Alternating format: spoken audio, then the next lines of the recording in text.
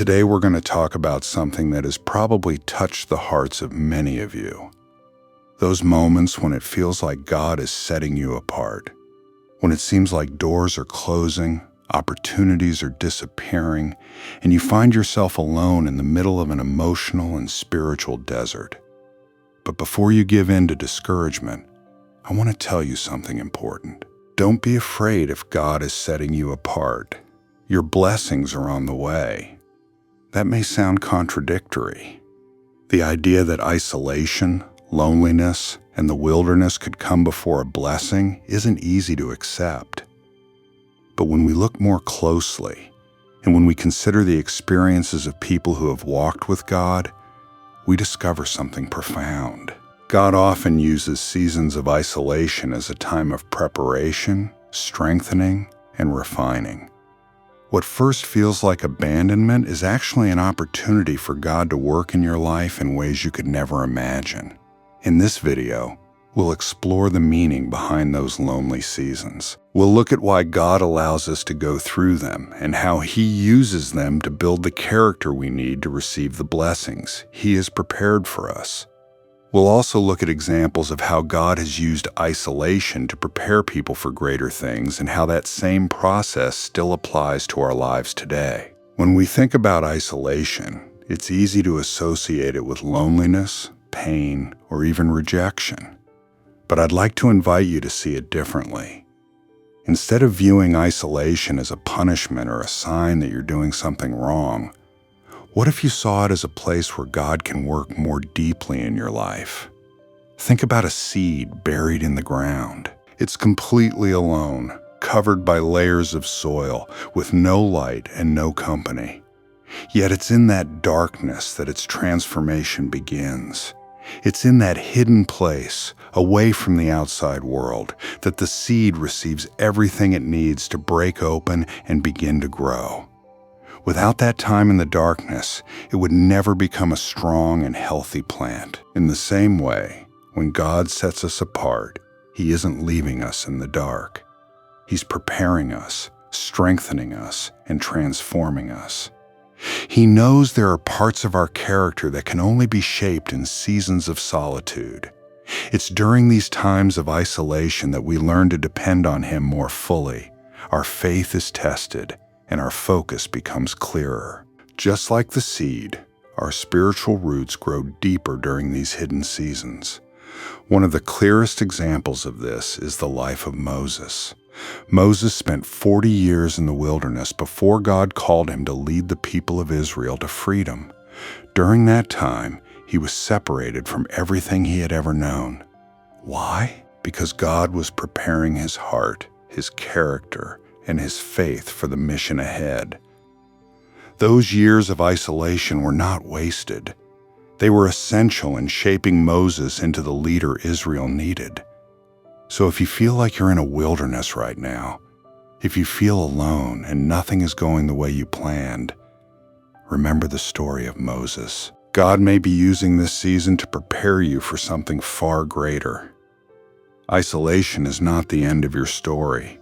It's simply the beginning of a new and powerful chapter. But here's the key. During these moments, don't distance yourself from God. Like Moses, use this time to draw closer to Him, listen for His voice, and allow Him to work in your life. You may not understand the process right now, but you can be confident that God has a purpose. He never leaves you alone without a reason, and that reason is always for your good. Have you noticed how seasons of loneliness cause you to reflect, ask deeper questions, and search for real answers? That's not a coincidence. It's God working in your heart, revealing things you might never have noticed in the noise of everyday life. It's during these quiet seasons that you can hear His voice more clearly and recognize His direction for your life with greater confidence. So instead of resisting isolation, embrace it as an opportunity to grow, become stronger, and prepare for what's ahead. God hasn't forgotten you. In fact, He's preparing you. What feels like a wilderness today will one day become a place of abundant harvest. But first, You have to allow God to do His work in you during this season of solitude. Remember the seed buried in the darkness. It doesn't know how long it will remain there, but the process continues. In the same way, you can trust that God is with you every step of the way, even when you feel alone. Because when this season of isolation comes to an end, you'll be stronger, wiser, and better prepared to receive the blessings God has waiting for you.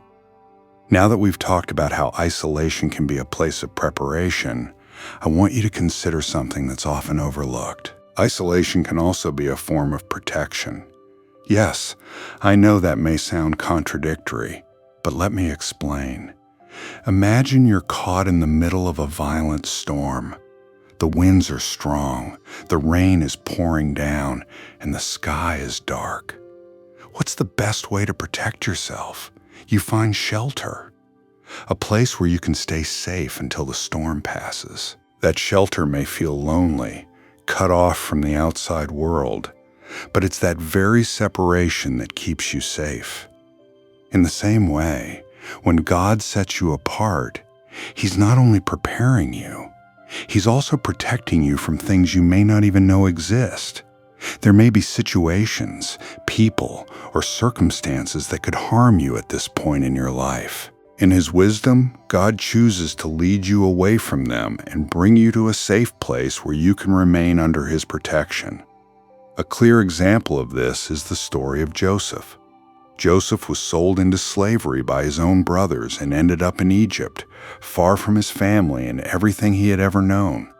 For years he lived in isolation, first as a slave and later as a prisoner. But what was God doing during that time? He was protecting him and preparing him. God knew a great famine was coming upon the land, and someone needed to be in the right position to save Joseph's family and many others. Although it seemed that Joseph was alone and forgotten, God was actually preserving him for a crucial moment. Think about it this way. If God is setting you apart, He may be protecting you from a storm you can't yet see, from a danger you don't fully understand. It may be a relationship that wasn't right for you, or an opportunity that looked perfect but would have pulled you away from His purpose for your life. God loves you too much to allow you to be exposed to things that could destroy the plan He has for you. He keeps you safe, even when you don't understand why you're going through a particular situation. This season of isolation is also a time when God can work in your heart without distractions. When we're surrounded by noise, it's difficult to hear His voice. But in the quietness of isolation, in that protected place, you can hear Him clearly. You can recognize His direction, His guidance, and His purpose for your life. God is creating a safe place where His work in you can be completed. I want you to think about this. If you feel that God has set you apart, ask yourself, what could He be protecting me from? What could He be keeping from harming me? And even more importantly, how can I use this season to draw closer to Him and find refuge under His protection? Sometimes God's greatest expression of love is saying no, or asking you to wait, or leading you away from something you believed was good for you. It may be painful in the moment, but when you look back, you'll realize His protection saved you from situations that could have been devastating. So the next time you feel isolated, remember that God may be protecting you from something you didn't even know was there. Trust His protection, trust His love, and trust His perfect plan for your life. So far, we've talked about how isolation can be a season of preparation and a form of protection. Now I want you to think about something even deeper. How God uses these seasons of isolation to transform you into the person you're meant to become. When we think about transformation, we often picture quick and visible changes. But spiritual transformation is different. It's a quiet process that happens slowly, long before the results can be seen. Think about a caterpillar becoming a butterfly. The caterpillar enters its cocoon, completely separated from the outside world. From the outside, it looks as though nothing is happening. But inside, one of nature's most remarkable transformations is taking place. In the end, the caterpillar emerges as a butterfly, completely changed and ready to fly. In the same way, when God sets you apart, He isn't leaving you without direction or purpose. He's working in you, transforming your heart, your mind, and your spirit. This process takes time, and it often requires solitude. God is breaking old patterns of thinking, removing the habits that have held you back, and building something new within you, something that can only be formed in that quiet, separated place. A powerful example of this is the life of David. Before becoming king, before he ever sat on the throne, David spent years in the wilderness while fleeing from King Saul. During that time, he experienced deep isolation, far from everything he had known. But what was God doing in that wilderness? He was transforming David from a young shepherd into the king He intended him to be. David learned to depend completely on God, to find his strength and direction in Him, and to trust His perfect timing. That transformation was essential in preparing David to become the leader God had planned from the beginning. You may be going through a similar season right now. Maybe you feel like you're in a place of emptiness, wondering when things will finally change and when the blessings you've been waiting for will come. But what God wants you to understand is that this season of isolation is essential to your transformation. He's working in your life in ways you can't even imagine right now. He's shaping your character and strengthening you for what's ahead. And here's something important I want you to remember. The transformation God is doing in your life during this season isn't only for your own benefit. He's preparing you so that when this process is over, you'll be able to impact the lives of others in powerful ways. Just as David did, you'll be able to lead, encourage, and inspire others to trust God and trust His process of transformation. So if you feel isolated, don't lose hope. This is a sacred season where God is working deeply in your life. Let Him do His work in you. Don't rush to leave the cocoon before the process is complete. Allow God to finish what He's doing, because when He does, you'll come out changed by His grace and ready to fulfill the purpose He has for your life. Now that we've talked about how isolation can be a season of preparation, protection, and transformation, I want us to focus on the most encouraging part, the blessings that come after the process. Because believe me, when God sets you apart, it's not to leave you there forever. He has a greater purpose, and that purpose includes blessings that often go far beyond what we expect. Think about it. You've gone through a difficult season. You've felt alone. You've had to face your fears and your doubts. But through it all, God has been shaping you, strengthening you, and preparing you. Then the moment comes when God says, "It's time." And when that moment arrives, the blessings He has prepared begin to unfold in your life in ways you never imagined. A wonderful example of this is the story of Joseph, whom we mentioned earlier. After years of isolation, after being sold as a slave and spending time in prison, God finally raised him to the position of second in command over all of Egypt. And it wasn't only for Joseph's benefit. God placed him there so he could become a blessing not only to his family, but also to countless others who were saved from the famine through his leadership. What would have happened if Joseph had given up during his season of isolation? If he had stopped trusting God, he probably wouldn't have been ready to handle the blessings and the responsibility God had prepared for him. But because he remained faithful, and because he allowed God to work in his life during that lonely season, Joseph was able to receive and wisely manage the blessings God gave him. The same is true for you. Right now, you may not understand how everything you're going through fits together, but God is preparing something greater. When the right time comes, you'll see that everything you've experienced had a purpose. And not only that, you'll see blessings begin to appear in ways that go beyond your expectations. God doesn't simply give you what you expect. Very often, He gives you far more than you could have imagined. But there's something important you need to remember. When those blessings begin to come, don't forget the process that brought you there. Sometimes, after we come out of a season of isolation and begin to receive God's blessings, we're tempted to forget what He has done for us or to think that we achieved everything on our own. Take a moment to remember this. The blessings you receive are the direct result of the work God has been doing in your life throughout your season of solitude and preparation. So when those blessings come, and they will, keep your heart grateful and your focus on God. Remember that everything you have and everything you will receive comes from His hand. And most importantly, use those blessings not only for yourself, but also to bless others, to be a light in the world, and to show others God's love and faithfulness. We've now reached the point where the blessings begin to appear in your life. And I know that's exciting. After a season of isolation, preparation, protection, and transformation, you're finally seeing the results of the work God has been doing in you. But now comes an important question. How do you stay focused and remain aligned with God's purpose while enjoying those blessings? When life starts going well, it's easy to relax and think the hard part is over. But this is where many of us face a new challenge.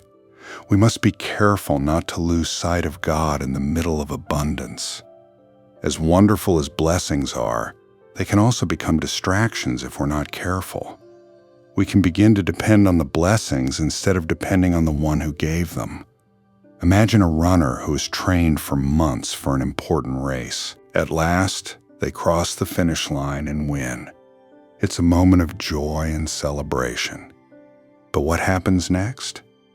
If that runner becomes too comfortable with the victory and stops training, they can lose their strength and be unprepared for the next race. In the same way, after receiving God's blessings, we need to keep our relationship with Him as our highest priority so we don't lose sight of what truly matters.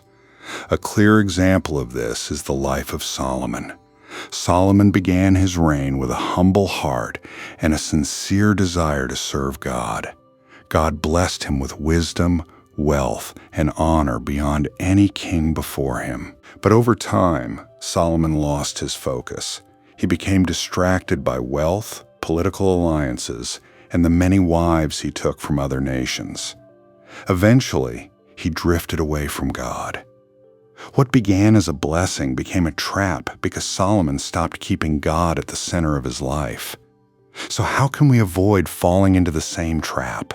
Here are a few principles that can help you stay aligned with God's purpose, even as blessings begin to flow into your life.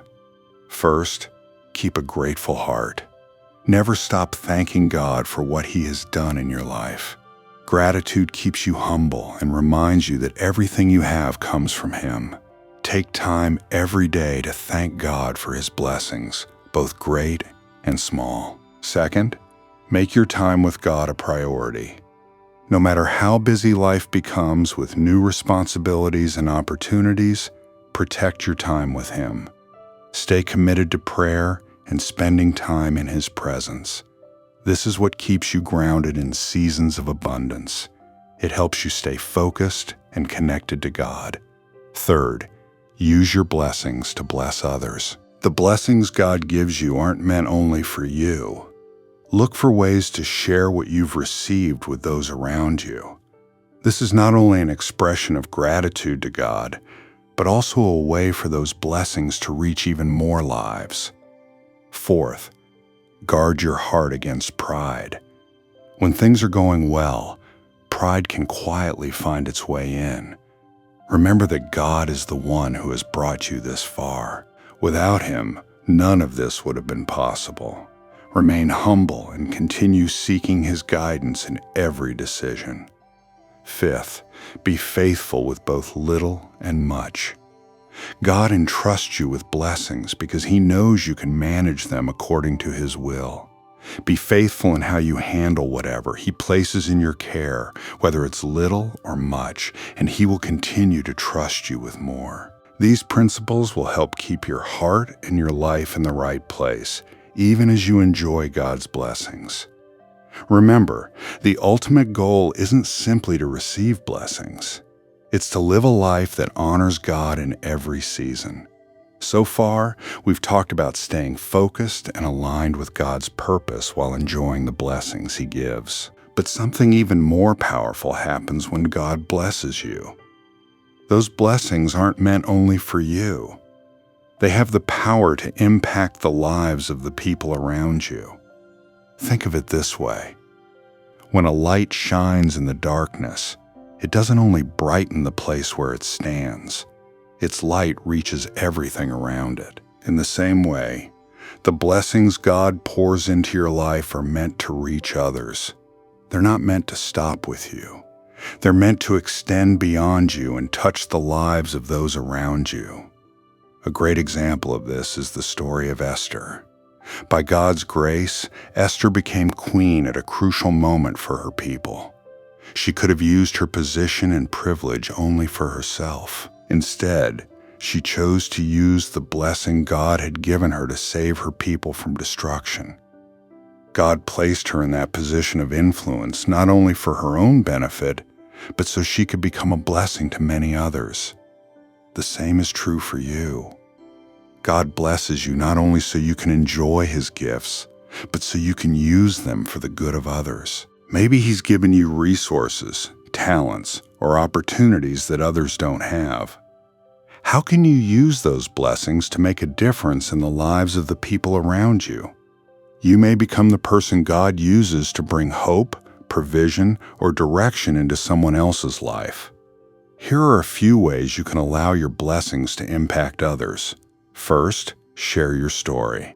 One of the most powerful ways to encourage others is by sharing what God has done in your life. When people see how God has worked in your life, they're encouraged and strengthened in their own faith. Your story may be exactly what someone needs to hear to remember that God is also working in their life. Second, be generous with what you have. Generosity is one of the clearest ways to extend God's blessings to others. Whether it's your time, your resources, or your support, look for opportunities to give. Sometimes a small act of generosity can have a much greater impact than you realize. Third, use your influence for good. If God has given you a position of influence, use it to promote justice, love, and truth. Never underestimate the power of your words and your actions to change someone's life. You can be a voice for those who have no voice and an advocate for those who need support. Fourth, help others recognize God at work in their lives. Sometimes the people around us become so overwhelmed by their struggles that they can't see how God is working. You can help them recognize the blessings they may have overlooked and find hope in the middle of their challenges. Fifth, pray for others. Never underestimate the power of prayer. Ask God to use the blessings in your life to touch the lives of others. Pray for opportunities to help, encourage, support, and show God's love in practical ways. When you allow God's blessings to flow through you to others, you're not only fulfilling His purpose, but you're also experiencing a deeper understanding of what it truly means to be blessed. Blessings grow when they're shared, and God always makes sure that as you give to others, He continues to bless you as well. If this message spoke to your heart, let us know by writing Amen in the comments. Your testimony may encourage someone else who's going through a difficult season. If you'd like more messages that strengthen your faith and draw you closer to God, be sure to subscribe and turn on notifications. Thank you for being here today. May God bless you, and I'll see you in the next video.